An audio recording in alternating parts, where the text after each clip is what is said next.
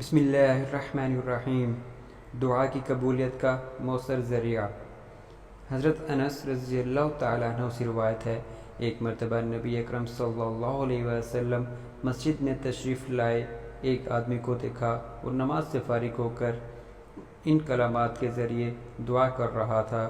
نبی اکرم صلی اللہ علیہ وسلم نے صحابہ رضی اللہ تعالیٰ عنہ سے پوچھا، جانتے ہو یہ کیا پڑھ رہا ہے؟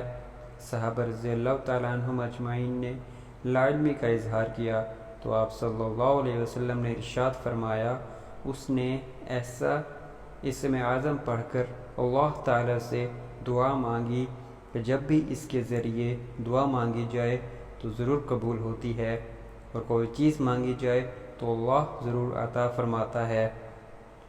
وہ مبارک کلمات یہ ہیں: بسم اللہ الرحمن الرحیم، اللہم لا الہ الا اللہ انت المنان بدیع السماوات والارض ذو الجلال والاکرام۔